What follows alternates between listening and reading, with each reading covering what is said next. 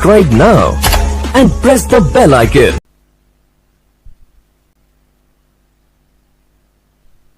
नमस्कार शिक्षक साथियों, आज अपन लोग जानते हैं कि एक नेशनल अचीवमेंट जो सर्वे है पूरे भारत में होना है। तो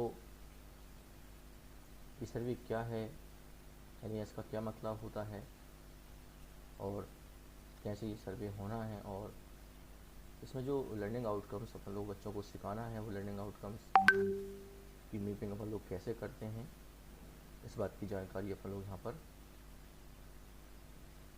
देखेंगे। तो बारी बारी से अपन लोग इस चीज़ को देखते हैं। तो यहाँ पे अपन देख पा रहे हैं कि शिक्षकों को NES की महत्वपूर्ण जानकारी यहाँ पे है। एरो कोर्स क्या होते हैं, मतलब लर्निंग आउटकम्स क्या होते हैं, शिक्षक मैपिंग कैसे करेंगे उसकी, शिक्षकों के लिए NES की महत्वपूर्ण जानकारी, यहाँ पर सीखने का प्रतिफल क्या है। तो अपन लोग जानते हैं यहाँ पर, तो यहाँ लिखा हुआ है कि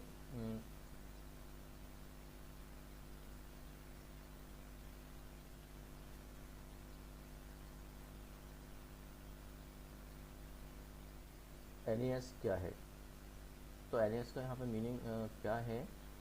NES मतलब योग्यता आधारित राष्ट्रीय स्तर का सैंपल आधारित मूल्यांकन है, जो छात्रों की सीखने की उपलब्धि के बारे में जानकारी प्रदान करने के लिए आयोजित किया जाता है। फिर यहाँ पर दूसरी बात ये आती है कि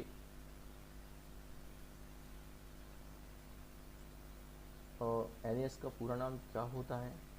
तो NES का पूरा नाम होता है नेशनल अचीवमेंट सर्वे, और हिंदी में अपन लोग इसको कहेंगे, हिंदी में इसको अपन लोग कहेंगे राष्ट्रीय उपलब्धि सर्वेक्षण। ऐसे अपन लोग देख पाते हैं यहाँ पे कि अगला जो क्वेश्चन इसमें ये आता है कि NES 2021 कौन सी तारीख को होना है पूरे भारत में। तो ये 12 नवंबर 2021 को पूरे भारत में होना है। अब इसके बाद आगे अपन लोग बढ़ते हैं और देखते हैं और कौन कौन से क्वेश्चन से संबंधित होते हैं। तो यहाँ पे अपन देख सकते हैं कि NES किन कक्षाओं के लिए आयोजित किया जाता है। तो ये कक्षा 3 के लिए, 5 के लिए, कक्षा 8 के लिए और कक्षा 10 के लिए आयोजित किया जाएगा। इन क्लासों में ये नेशनल अचीवमेंट सर्वे का जो कार्यक्रम है वो लिया जाएगा या किया जाएगा। अगला क्वेश्चन आता है यहाँ पे कि NES किन विषयों का मूल्यांकन करता है। अब NES में कौन कौन से विषयों का टेस्ट होगा बच्चों का। तो ये अपन देख सकते हैं कि 3 से 5 तक जो क्लासेस हैं उनमें हिंदी, गणित और पर्यावरण का टेस्ट होगा, और कक्षा 8 में हिंदी, गणित, विज्ञान और सामाजिक विज्ञान 4 विषयों का टेस्ट होगा NES का, और कक्षा 10 में हिंदी का, गणित का, अंग्रेजी विषय, विज्ञान और सामाजिक विज्ञान, इन 5 विषयों का टेस्ट होगा। यानी कि 3 से 5 कक्षाओं में 3 विषय का टेस्ट होगा, कक्षा 8 में 4 विषयों का टेस्ट होगा, और कक्षा 10 में 5 विषयों का टेस्ट होगा संस्कृत को छोड़कर। तो यहाँ पे बात ये आती है कि अब NES के प्रश्नों की प्रकृति कैसी होगी, वो कैसे आएंगे, किस तरह के होते हैं प्रश्न। तो इन प्रश्नों की प्रकृति उच्च स्तरीय कक्षाओं जैसे विश्लेषण, तार्किक चिंतन और अवधारणात्मक स्पष्टता को जांचने वाली होती है। मतलब बच्चों को इस तरह के क्वेश्चन इसमें दिए जाते हैं जिससे वो बच्चे व्यवहारिक तौर पर उन चीज़ों को समझ सकें। तो अब ये बात आती है, अगला क्वेश्चन आता है कि NES सर्वप्रथम वह आयोजित किया गया था। सर्वप्रथम तो ये NES का जो कार्यक्रम था वो वर्ष 2014 में पहली बार आयोजित किया गया था। और NES की आवृत्ति क्या होती है। आवृत्ति का मतलब ये है कि NES का जो टेस्ट होता है वो कितने सालों में होता है। तो लगभग ये 3 सालों में एक बार ये टेस्ट पूरे भारत में लिया जाता है, जिससे बच्चों की जानकारी, बच्चों की उपलब्धियाँ, बच्चों के एलोज, लर्निंग आउटकम्स कितना समझ है उनमें बच्चों में, ये अपन लोग जान सकें, और सरकार को ये पता चल सके कि किस तरह की स्थिति स्कूलों में चल रही है और बच्चे कितने लर्निंग आउटकम्स सीख रहे हैं। तो इसलिए 3 साल में इसका ये सर्वे होता है। फिर NES सर्वे में मध्य प्रदेश का स्थान कितना है। तो अपन देखते हैं 2014 में तो ये 24वां स्थान था अपने MP का, और 2017 में ये फिर 17वां स्थान रह गया। आगे देखते हैं कि NES 2017 में मध्य प्रदेश का प्रथम जिला कौन सा था। मतलब सबसे अच्छा कहाँ पर परफॉर्मेंस रहा था बच्चों का, तो नरसिंहपुर में ये 68.4 जो रहा था परफॉर्मेंस, वो नरसिंहपुर में रहा था। और अपन लोग आगे देखते हैं तो NAS 2017 में मध्य प्रदेश का अंतिम जिला कौन सा है। तो यहाँ पे जो अंतिम जिला का मतलब ये है कि मतलब बहुत ही कम वहाँ पे लो स्कोर रहा था, तो वो पन्ना था, 43.4 था। और एलो कोर्स का फुल फॉर्म क्या है, इसका फुल फॉर्म तो हम जानते हैं। एलो का जो एल का मतलब होता है वो लर्निंग से है, और ओ का मतलब आउटकम से होता है। मतलब सीखने, जो बच्चा सीखता है, जैसे अपन लोग बच्चे को सिखाते हैं तो उसने क्या सीखा, क्या सीखा बच्चों ने, तो वो लर्निंग आउटकम्स कहलाता है। लर्निंग के बाद जो आउटकम बच्चे में निकल के आते हैं उन्हें अपन लोग लर्निंग आउटकम्स कहते हैं। आगे अपन लोग देखते हैं कि एलो कोड सीखने के प्रतिफल का निर्माण कैसे होता है। तो शिक्षकों को मैपिंग हेतु एलो कोड सीखने के प्रतिफल का मुख्य आधार पाठ्य पुस्तक होता है। मतलब किताब में से ही अपन को मैपिंग करनी होती है। जो अपन को लर्निंग आउटकम्स की मैपिंग करनी है वो अपनी किताब में जो पार्ट होते हैं उन पार्टों में से अपन को मैपिंग करनी होती है। बिना पाठ्य पुस्तक के अपन लोग एलो कोड सीखने के लिए प्रतिफल का जो मैपिंग है वो नहीं कर पाएंगे, उनका निर्धारण नहीं कर पाते हैं। तो इस तरह का एक प्रपत्र अपन को रहता है जिसको भरना होता है मैपिंग के दौरान एलो कोड्स का। इससे अपन लोग अभी आगे समझेंगे कि कैसे इसको भरते हैं। उसके लिए मैं एक एग्जाम्पल के थ्रू आपको कक्षा 8 का गणित का ये लर्निंग आउटकम्स की जो मैपिंग है वो करके दिखाऊंगा कैसे करना है उसको, तो आप इजीली समझ जाएंगे उसको। तो यहाँ पे आता है क्वेश्चन फिर से, क्या केवल कक्षा 3, 5 और 8 के पढ़ाने वाले शिक्षकों की ही जिम्मेदारी होती है। तो नहीं, ऐसा नहीं है। NAS की जो संपूर्ण गतिविधियाँ हैं जो करना है बच्चों में अपन को, वो पूरे स्टाफ की रहती हैं। चाहे वो किसी भी विषय का हो, किसी भी क्लास का हो, अपन को उन बच्चों को उन चीज़ों में पारंगत करना है। क्योंकि अभी 2 महीने, 1.5-2 महीने अभी बचा हुआ है। 1.5-2 महीने में अपन को उनके लर्निंग आउटकम्स हैं ज़्यादा से ज़्यादा कंप्लीट करवाने हैं बच्चों के, उनको सिखाना है, जिससे वो NAS में अच्छा परफॉर्मेंस बता सकें। फिर अपन लोग NAS की परीक्षा क्या कॉपी पर ली जाएगी, तो ये क्वेश्चन उठता है कि कॉपी पर मूल्यांकन होगा या फिर OMR शीट पर होगा। तो यहाँ नहीं, ये NAS का जो परीक्षा का जो प्रकार है वो अपन को OMR शीट में शीट पर ली जाएगी। इसलिए बच्चों को OMR शीट को अपन को पहले से सिखाना पड़ेगा। तो इसमें मैं OMR शीट भी कैसे भरना है ये भी मैं आपको इसमें बताऊंगा। तो यहाँ पे NAS का जो टेस्ट होगा वो OMR शीट पर होगा, और यानी कि अपन जो जानते हैं जो OMR शीट का मतलब होता है ऑप्टिमम मार्क्स रिकॉग्नाइज वाला जो जिसे अपन लोग कहते हैं लाइट के थ्रू, मतलब उनको नंबर्स को चेक किया जाता है, लाइट के थ्रू उनको चेक किया जाता है मार्कशीट को प्रकाश के जरिए। तो वो OMR शीट यहाँ पर अपन लोग यूज़ करेंगे, जो कई एग्जाम में भी आजकल यूज़ होने लगी है। जैसे कि नवोदय में होती है और भी कई एग्जाम होते हैं कॉम्पिटेटिव एग्जाम, उनमें सब में OMR शीट यूज़ होती है। वो जल्दी से मतलब चेक हो जाती है। अब हम लोग आगे देखते हैं तो यहाँ पे अपन देख सकते हैं कि OMR शीट यहाँ पर दी हुई है। अब इसको अपन लोग कैसे भरते हैं चलिए देखते हैं। तो यहाँ पे जो भरने का तरीका होगा वो क्या है, चलिए देखते हैं इसमें। तो OMR शीट भरने के लिए अपन लोग यहाँ पे कैसे इसको भरेंगे, चलिए मैं भी ये आपको बता देता हूँ यहाँ पर। तो यहाँ पे लिखा हुआ है कि यूज़ ओनली ब्लैक और ब्लू बॉल पेन्स। यहाँ पे अपन को नीले या फिर काले रंग के पेन का प्रयोग इनको भरने के लिए करना है। डू नॉट यूज़ इंक और जेल पेन। तो यहाँ पे इंक वाला पेन यूज़ नहीं करना है, जेल पेन यूज़ नहीं करना है। अब ये बॉल पेन क्या होता है, तो बॉल पेन का मतलब ये होता है जिन डॉट्स में ये छर्रे डले रहते हैं, वो उस तरह के पेनों को अपन लोग बॉल पेन कहते हैं। क्योंकि उसमें बॉल लगी रहती है नुक पर, तो बॉल पेन कहते हैं उनको। यानी कि आपको ये काला या नीला पेन से आपको ये जो OMR शीट है ये भरनी है। गोले जो है उनको रंगना है। उसमें बात आती है किस तरह से भरेंगे, तो there is only one correct answer for each question which making your answer darken the circle which is current answer as shown in the sample below। तो यहाँ लिखा हुआ है correct way of the marking the answer. इस तरह से अपन को ये गोला भरना है। गोले के बाहर ये कलर नहीं निकलना चाहिए काला, गोले के अंदर ही अंदर अपन को ये भरना है। ना तो ज़्यादा गहरा भरना चाहिए उसको और ना ज़्यादा फीका भरना चाहिए। तो ये मीडियम क्लास में अपन को इसको काला करना है, और इस तरह से अपन को इसको पूरा काला करना है। कोई जगह इसमें छूटनी नहीं चाहिए, लेकिन इसके जो गोल घेरा है उसके बाहर ये काला कलर नहीं आना चाहिए। अब यहाँ पे बात आती है दूसरी OMR शीट को हमेशा सीधा रखना है। इसको बच्चे फोल्ड ना करें, इसको मोड़े नहीं, बिल्कुल सीधा रखना है और सीधा रख के ही इसको अपन को काम करना है। क्योंकि ये मशीन फिर इसको ठीक से पढ़ नहीं पाती है, इसलिए अपन को OMR शीट में किसी प्रकार की कोई सुकड़ नहीं होनी चाहिए, किसी प्रकार का कोई मोड़ नहीं होना चाहिए उसमें, उसको अपन को सीधा रखना है। फिर यहाँ पे अब क्या भरना है इसमें, तो अपन देखते हैं कि स्कूल का नेम। तो अपन जिस स्कूल में अपन लोग एग्ज़ाम दे रहे हैं, जिस स्कूल के अपन लोग छात्र हैं, वो स्कूल का अपन लोग यहाँ पर नाम डालेंगे। इस जगह पे नाम आ जाएगा, फिर यहाँ पे स्टूडेंट का नाम आ जाएगा नीचे वाली स्थिति में। फिर अपन लोग देखते हैं यहाँ पर कि जो लिखा हुआ है यू डाइस स्कूल कोड, तो यू डाइस अपन जानते हैं कि जो इंफॉर्मेशन डिस्ट्रिक्ट की इंफॉर्मेशन देता है स्कूल की एजुकेशन विभाग में, तो उसे अपन लोग यू डाइस कहते हैं। और वो उसे अपन लोग यहाँ पे यू डाइस नंबर भर देंगे इस जगह पे। यू डाइस जो भी स्कूल का वो यहाँ भर देंगे, और जो भी नंबर यहाँ पे आता है ऊपर भरने के लिए, उसको अपन लोग नीचे उसी नंबर का गोला काला कर देंगे। तो इस तरह से ये भरा जाएगा। फिर बच्चे की डेट ऑफ बर्थ जो है बच्चे की, वो यहाँ भर देगा, और उसका जो भी डेट ऑफ बर्थ में जो भी लेटर आता है, जो भी डिजिट आता है, उस डिजिट को नीचे इन गोलों में से जो भी डिजिट है वो उसे काला कर देंगे अपन लोग। फिर यहाँ पे बात आती है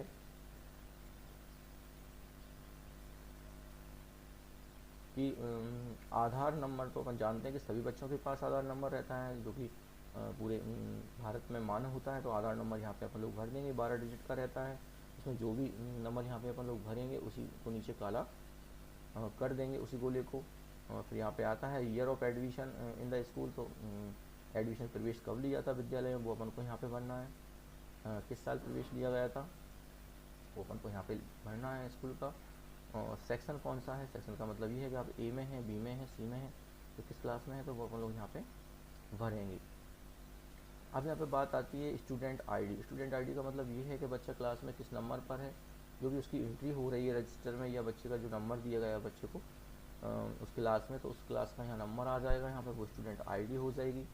और सोशल ग्रुप का मीनिंग ये है कि वो कौन सी कास्ट से आता है, वो एससी से बिलोंग करता है, या फिर एसटी से, या फिर ओबीसी से, या फिर वो जनरल से। तो जिस कैटेगरी से वो आता है उसको अपन को यहाँ पे ब्लैक गोला करना है। फिर यहाँ पे नीचे आता है मीडियम। मीडियम का मीनिंग ये होता है कि वो कौन से मीडियम में है, किस मीडियम में बच्चा पढ़ा है, और कौन से मीडियम में वो एग्ज़ाम पेपर सॉल्व कर रहा है, तो वो अपन लोग यहाँ पर देखेंगे।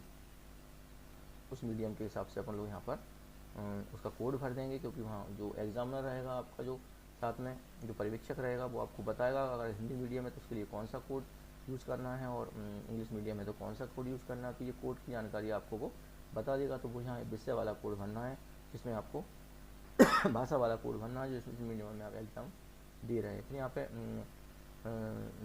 CWSN बच्चे आते हैं, जिन्हें अपन लोग कहते हैं चिल्ड्रन विद स्पेशल नीड, मतलब विशेष आवश्यकता वाले बच्चे होते हैं, दिव्यांग बच्चों। तो यहाँ पे अगर उनमें कोई उसकी डिसेबिलिटी टाइप होती है इनमें से, तो अपन लोग डिसेबिलिटी टाइप यहाँ पे लिख देंगे। और अगर इनमें से कोई डिसेबिलिटी नहीं है तो फिर अपन लोग यहाँ पर अदर वाला ऑप्शन भरेंगे। यहाँ पर इनमें से कोई डिसेबिलिटी नहीं तो नीचे अदर वाला भर देंगे अपन लोग।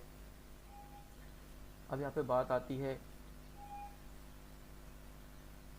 फिर नीचे ऑप्शन आते हैं यहाँ पर के एरिया कोड। तो एरिया कोड कौन सा होता है, आप मतलब आप ग्रामीण क्षेत्र से हैं या फिर शहरी क्षेत्र से हैं, वो उसके हिसाब से आपको रूरल, अगर ग्रामीण से हैं तो रूरल वाले के सामने आपको काला करना पड़ेगा गोला, और अगर आप शहरी क्षेत्र से हैं तो अर्बन वाले के सामने आपको गोला काला करना पड़ेगा। फिर अपन लोग देखते हैं यहाँ पे कि और बातें यहाँ पे आती हैं। स्कूल मैनेजमेंट किस तरह का है, अगर वो गवर्नमेंट है, प्राइवेट है, या फिर वो एडेड है, जैसे में पूरा तरह से गवर्नमेंट स्कूल है तो आप लोग गवर्नमेंट के सामने गोले को काला करेंगे। अगर वो कोई उसे सरकार से कोई सहायता मिलती है उस स्कूल को, मतलब वो अर्थशास्त्री है, तो फिर आप एडेड वाले में गोला करेंगे। अगर एक ऑप्शन और आ सकता है प्राइवेट वाला, तो अगर प्राइवेट स्कूल के आप छात्र हैं तो आप प्राइवेट वाले में काला करेंगे गोला यहाँ पे। फिर जेंडर की बात आती है कि आप लड़का हैं, बॉयज़ हैं या गर्ल्स हैं, तो उसके हिसाब से आप गोला काला करेंगे। बॉयज़ हैं तो बॉयज़ के सामने का गोला काला करेंगे, और गर्ल्स हैं तो गर्ल्स के सामने का गोला काला करेंगे। फिर टेस्ट फॉर्म का मतलब क्या होता है कि जो फॉर्म आपको दिया जाएगा, जो पेपर आपको दिया जाएगा, उसको पेपर का नंबर क्या है वो अपन को यहाँ पे भरना पड़ेगा इस जगह पर, और जो भी नंबर यहाँ भरा जाएगा उसके हिसाब से यहाँ नीचे गोले काले किए जाएंगे। अब इसके बाद ये अपना पहला वाला पार्ट भर जाता है, तो ये पार्ट मन को भी ये भरना पड़ेगा, फिलअप करना है। फिर ये नीचे का पार्ट सब बच्चों का सेम रहेगा, क्योंकि अपन जानते हैं 60 क्वेश्चन दिए जाएंगे, और 60 क्वेश्चन को कैसे फिलअप करना है वो आपको पता ही है। जैसे पहला क्वेश्चन है, उसके पहला, दूसरा, तीसरा 4 आंसर हैं। अब 4 आंसर में से कौन सा राइट होगा उसके हिसाब से वो अपन को गोला काला करना है। तो ये अपन को यहाँ काम करना है, मतलब 60 क्वेश्चन दिए जाएंगे। फिर अपन लोग नीचे देखते हैं कि सबसे नीचे ये ब्रैकेट बना हुआ है, इस ब्रैकेट में साइन हो जाएंगे, जो पर्यवेक्षक क्लास में ड्यूटी दे रहा है उसके यहाँ पे साइन हो जाएंगे।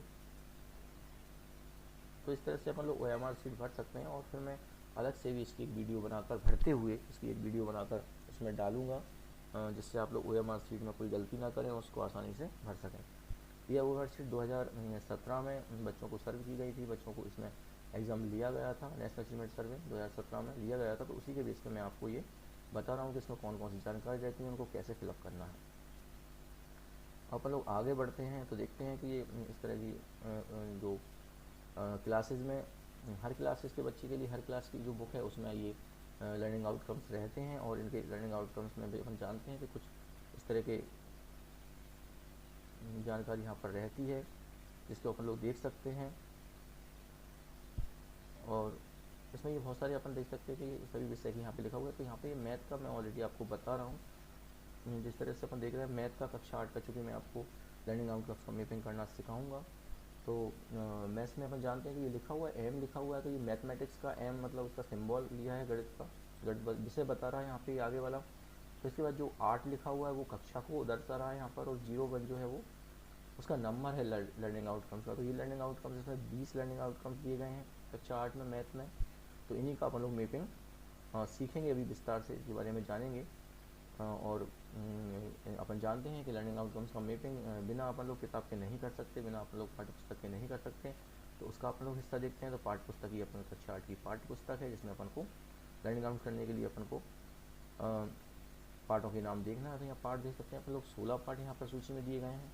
पहला परिमेय संख्याएँ हैं, फिर दूसरा है एक चर वाले रैखिक समीकरण है, चरों को चतुर्भुजों को समझना है, प्रायोगिक ज्योमेट्री है, आंकड़ों का प्रबंधन है, वर्ग और वर्गमूल है, घन और घनमूल है, राशियों की तुलना है, बीजी व्यंजक एवं समीकाएँ हैं, ठोस आंकड़ों का चित्रण है, क्षेत्रमिति है, घातांक और घात है, सीधा और प्रतिलोम समानुपात है, गुणनखंड है, आलेखों से परिचय है, और संख्याओं के साथ खेलना है। तो इन पार्टों की मैपिंग, पार्टों में से अपन जानते हैं लर्निंग आउटकम्स बच्चों को प्राप्त होंगे, बच्चे सीख पाएंगे। तो ये अपन जानते हैं पार्टों में से ही मैपिंग करनी होती है। अब मैपिंग का मतलब क्या होता है मैं आपको समझा देता हूँ। तो अपन लोग जानते हैं कि जो लर्निंग आउटकम्स दिए गए हैं वो बच्चा कौन से पार्ट में से कितने पेज नंबर से कितने पेज नंबर तक वो सीख सकता है, उसमें लर्निंग आउटकम मतलब सीखने के प्रतिफल बच्चे में कितनी हद तक वो सीख सकता है। तो पार्ट के कौन से हिस्से में से मतलब कितने पेज नंबर से कितने पेज नंबर तक ये जो टॉपिक है लर्निंग आउटकम्स का वो सीख सकता है, तो उसी को अपन लोग लिखना, व्यवस्थित करना, उसी को अपन लोग लर्निंग आउटकम्स की मैपिंग कहते हैं। तो अपन देखते हैं, ये अपन लोगों ने पार्ट की सूची देख ली। अब इन पार्टों में से ही वो क्वेश्चन लर्निंग आउट रहेंगे, उन्हें बच्चे कैसे अपन लोग उसको मैपिंग में डालेंगे, चलिए देखते हैं। तो एक ये इस तरह का एक फॉर्म NAS द्वारा दिया गया है विद्यालयों को, जिनमें अपन को मैपिंग वाला जानकारी भरना है, लर्निंग आउटकम्स का मैपिंग भरना। तो यहाँ पे शिक्षक का नाम आ जाता है, यहाँ पे फिर ये जो आपका संकुल प्रभारी है उसका नाम आ जाएगा, यहाँ पर विद्यालय का नाम आ जाएगा, जन शिक्षा केंद्र का नाम आ जाएगा, जो भी केंद्र आपका जन शिक्षा केंद्र यानी कि संकुल केंद्र है उसका नाम आ जाएगा, जिले का नाम आ जाएगा, और ब्लॉक का नाम आ जाएगा, और विषय यहाँ पे सब्जेक्ट आ जाएगा, मतलब विषय किस विषय का आप बना रहे हो, मैपिंग किस विषय का आप मैपिंग वाला ये बना रहे हो चार्ट।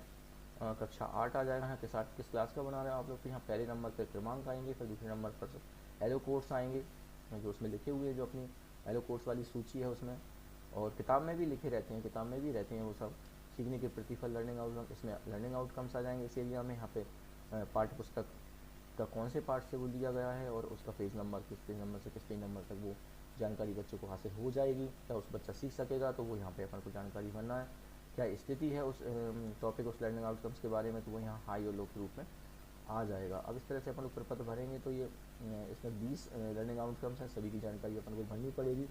चलिए अपन लोग देखते हैं आगे। तो अब यहाँ पे बात आती है कि अपन लोग लर्निंग कैसे मतलब अपन लोग मैपिंग करें बच्चों की। तो मैं आपको एक एग्जांपल के थ्रू बताता हूँ। यहाँ पे अपन देख सकते हैं कि ये जो जानकारी लिखी हुई है इसको अपन लोग यहाँ पर देखते हैं।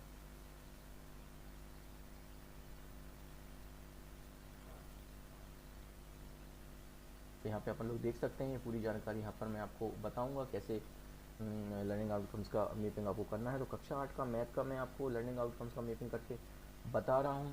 उसका प्रपत्र मैंने ये तैयार किया है, आपको बताता हूँ कैसे भरना है।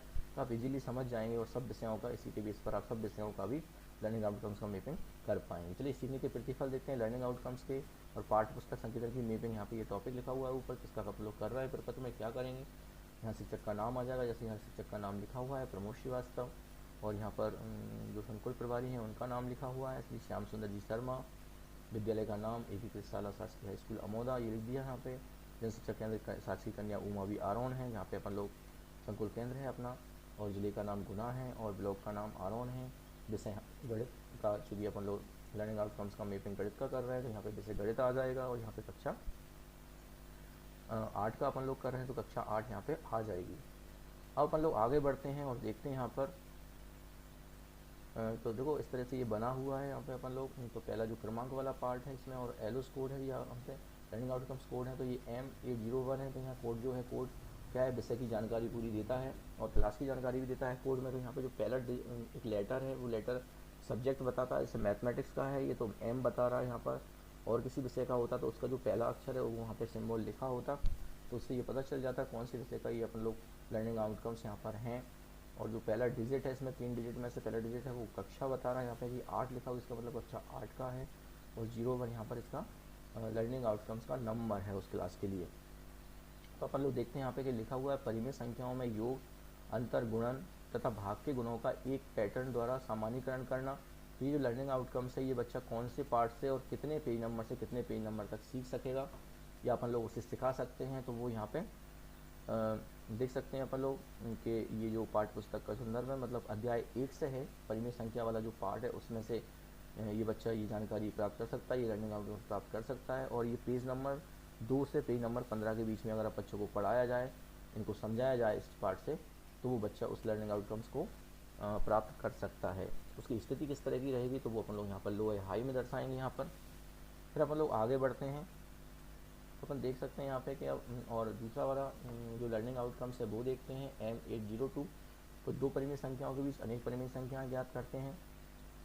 तो अपन देख सकते हैं कि ये वाला जो लर्निंग आउटकम्स है वो बच्चे को अध्याय 1 से ही मिलेगा, परिमेय संख्याओं वाले चैप्टर से ही, पार्ट से, अध्याय से मिलेगा उसको। और ये पेज नंबर 18 से पेज नंबर 21 तक अपन लोग इसको इनको देखने पर बच्चा सीख सकता है। मतलब इसमें जानकारी इस पेज नंबर से इस पेज नंबर तक इसकी जानकारी बच्चे को हो जाएगी। ये लर्निंग आउटकम्स मतलब बच्चा कुछ हद तक सीख जाएगा। फिर अपन लोग देखते हैं कि M803 2 3 4 5 6 5 6 9 11 से विभाजन के नियम को सिद्ध करते हैं। तो ये विभाजन के नियम जो है किस चैप्टर में बच्चा सीख पाएगा, तो ये अध्याय 16 में है, संख्याओं के खेल वाले पार्ट से है। तो इसमें अपन लोग देख सकते हैं कि बच्चा 267 पेज नंबर से 271 पेज नंबर तक ये पढ़ने पर या बच्चे को पढ़ाने पर इन पेज नंबरों पर अपन लोग इस वाले लर्निंग आउटकम्स को बच्चे को सिखा सकते हैं, बच्चा इसको प्राप्त कर सकता है।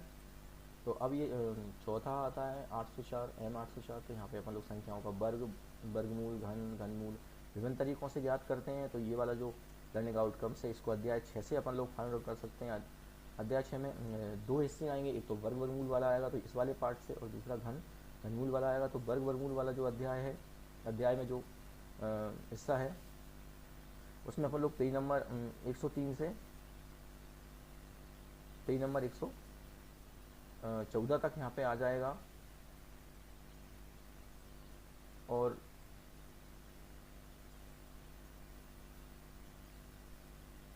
यहाँ पे एक और बात अपन लोग देखते हैं, यहाँ पे जानते हैं, यहाँ पे जो बात यहाँ पे लिखी हुई है इसमें जो पार्ट हैं अपन देख सकते हैं यहाँ पे कि जो घनमूल वाला ये अध्याय 7 है। तो इसके बारे में अपन लोग देख लेते हैं 7।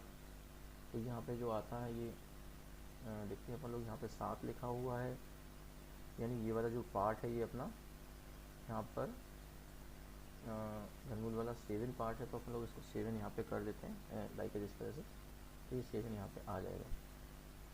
तो ये घनमूल वाला अध्याय 7 का है। तो अध्याय 7 में से घनमूल वाला जो हिस्सा है उसमें से आपको पेज नंबर 117 से 123 तक यहाँ पे आ जाएगा। और वर्गमूल वाला जो पार्ट है उसमें से 103 से 114 तक ये जानकारी बच्चे को प्राप्त हो जाएगी, मतलब इसके बारे में लर्निंग आउटकम्स उसे हासिल हो सकता है। फिर ये M805 है, जिसमें पूर्णांक घातों वाली समस्याएं हल करना, ये वाला लर्निंग आउटकम्स है। इसमें अध्याय 12 है और घात और घातांक वाले चैप्टर से ये लिया जाना है। तो पेज नंबर 203 और 204 8 पेज नंबर 203 से 208 पेज नंबर तक अपन लोग अगर ये काम करेंगे तो फिर ये बच्चे को पढ़ाएंगे या समझाएंगे इन पेज नंबर्स पे, तो ये जानकारी बच्चे को पूर्णांक घातांकों वाली समस्या हल करने वाली जानकारी बच्चे को प्राप्त हो सकती है। मतलब वो लर्निंग आउटकम इसमें कुछ हद तक सीख सकता है। आगे बढ़ते हैं, अपन लोग देख सकते हैं यहाँ पर कि जो 806 है, चरों का प्रयोग कर दैनिक जीवन की समस्याएं तथा पहेली हल करते हैं। तो ये वाला जो लर्निंग आउटकम्स है बच्चे को किस पार्ट को पढ़ने से और उस पार्ट में किस हिस्से को पढ़ने से आएगा, तो अध्याय 2 में है ये, एक चर वाले रैखिक समीकरण में से आ जाएगा। और ये 25 पेज नंबर से 29 पेज नंबर तक बच्चे को ये अगर पढ़ाया जाए, बच्चा इसको सीखे, तो ये फ्री लर्निंग आउटकम्स वो हासिल कर सकता है, प्राप्त कर सकता है। फिर 807 नंबर का अपन लोग देखते हैं M807। तो इसमें बीजीय व्यंजकों को गुणा करते हैं, जैसे कि 2x ऋण 5 और 3x² प्लस 7। इसका अपन लोग मल्टीपल करने का विस्तार से कैसे करते हैं, इस तरह की गुणा करना बच्चा कौन से वाले पार्ट से सीख सकता है, तो वो अध्याय 9 से सीख सकता है, बीजीय व्यंजक एवं सर्व समीकरण वाले पार्ट से। तो ये पेज नंबर 148 से पेज नंबर 156 तक सीख सकता है बच्चा इनको पढ़ने पर, और अपन लोग बच्चे को सिखा सकते हैं। M808 तो इसमें विभिन्न सभी समीकरणों का उपयोग दैनिक जीवन की समस्याओं को हल करने के लिए करते हैं। तो ये वाला लर्निंग आउटकम बच्चा कैसे सीखेगा, मतलब ऐसी बातें जो है दैनिक जीवन में उपयोगी वाली सर्व समीकरणों को वो कैसे सीखेगा, तो वो अध्याय 9 में ही है, बीजीय व्यंजक और सर्व समीकरण, इसी पार्ट से वो सीखेगा। लेकिन इसमें पेज नंबर 157 से पेज नंबर 161 तक ये जानकारी बच्चे को हासिल हो जाएगी इस वाले हिस्से को पढ़ाने पर। तो ये मीटिंग अपन लोग इस तरह से करते हैं। फिर 809 नंबर का आता है M809। तो यहाँ पर प्रतिशत की अवधारणा का प्रयोग लाभ हानि स्थितियों में छूट की गणना, जीएसटी, चक्रवृद्धि ब्याज की गणना के लिए करते हैं, जैसे अंकित मूल्य या वास्तविक छूट की गई है, इस तरह से यहाँ पे लिखा हुआ है। आगे भी अपन लोग देखते हैं। तो ये वाला जो लर्निंग आउटकम्स है, प्रतिशत ज्ञात करना, क्रय मूल्य, लाभ की राशि दी और लाभ प्रतिशत ज्ञात करना, तो ये जो लर्निंग आउटकम्स है, इस तरह की जानकारी बच्चे को प्राप्त होगी। तो वो ये अध्याय 8 से राशियों की तुलना वाले पार्ट से होगी। और उस राशियों की तुलना वाले पार्ट में से पेज नंबर 125 से पेज नंबर 144 तक अगर अध्ययन किया जाएगा, बच्चों को पढ़ाया जाएगा, तो वो लर्निंग आउटकम्स बच्चा हासिल ये वाला कर लेगा, 809 वाला। अब अगला वाला आता है, इसमें अपन लोग देख सकते हैं कि 810 वाला है। इसमें समानुपात तथा उत्क्रमानुपात है पर आधारित प्रश्न हल किए जाएंगे। तो इस तरह के प्रश्नों को हल करने का बच्चे को कैसे ज्ञान होगा, कैसे वो इस तरह की बातों को सीख पाएगा, तो इसके लिए अपन जानते हैं कि अध्याय 13 में सीधा और प्रतिलोम समानुपात, इस वाले पार्ट से ये उसको लर्निंग आउटकम्स प्राप्त होगा।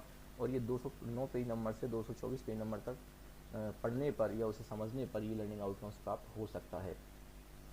तो M811, क्योंकि अपन जानते हैं कि ये पढ़ने पर कुछ ना कुछ बच्चे को ये जानकारी मिलेगी। M811 कोणों के योग के गुणधर्म का प्रयोग कर चतुर्भुज के कोणों से संबंधित समस्याएं हल करना। तो अपन देख सकते हैं यहाँ पर कि कोणों के योग के गुणधर्म का प्रयोग करके चतुर्भुज कोणों से संबंधित समस्याएं बच्चा अगर हल करना सीख सकता है, तो वो कैसे सीखेगा, तो वो अध्याय 3 में रहेगा, चतुर्भुजों को समझने वाले पार्ट से। और ये पेज नंबर 47 से पेज नंबर 60 तक वो बच्चा सीख सकता है पढ़ने पर, या अपन लोग बच्चे को इन पार्टों का अध्ययन करवा के सिखा सकते हैं, जिससे बच्चा इन लर्निंग आउटकम्स को 811 नंबर का लर्निंग आउटकम्स प्राप्त कर सके।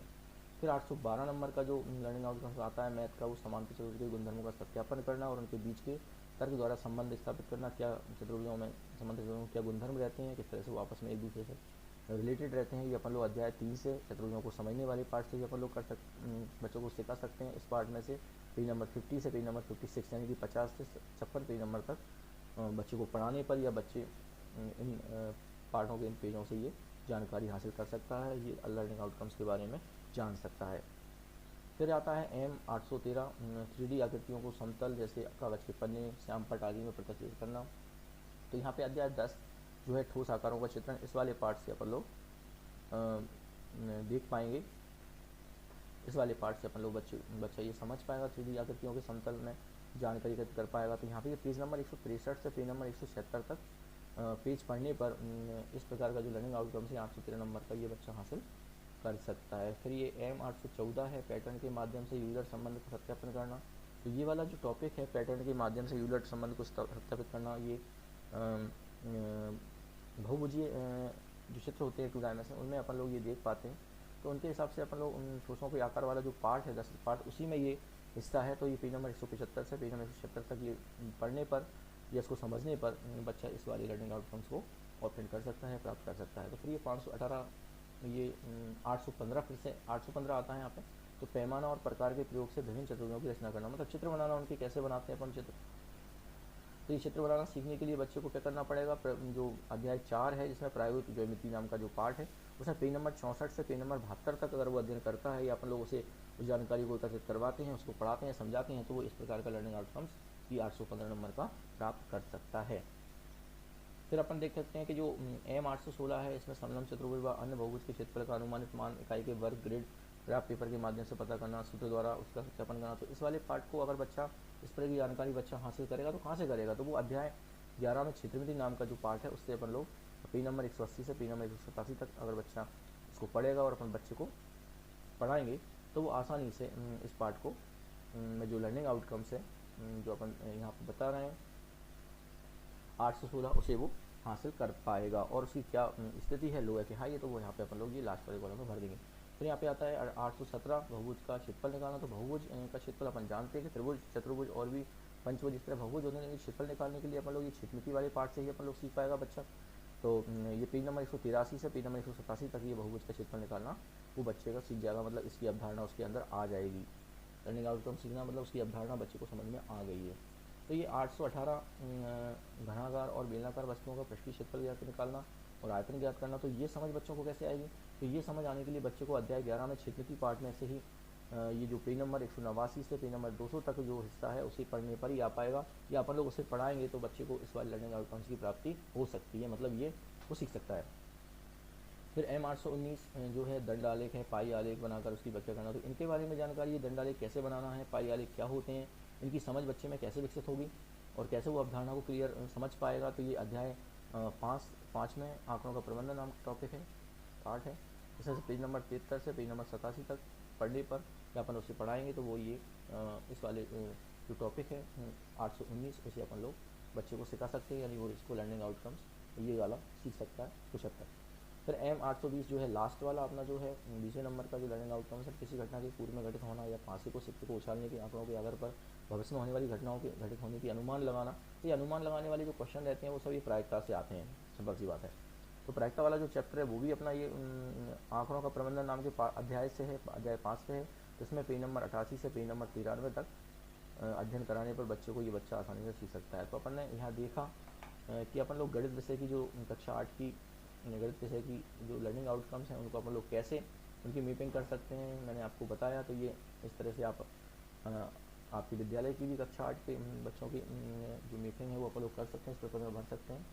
तो आपको शायद ये वीडियो अच्छा लगा होगा और आपको पसंद आया होगा। यदि आपको ये पसंद आए और अच्छा लगे तो इस वीडियो को ज़रूर अपने और साथी शिक्षकों को शेयर करना, जिससे वो भी अपने लर्निंग आउटकम्स की मैपिंग कर सकें और उसे आसानी से समझ सकें। तो धन्यवाद साथियों, थैंक यू।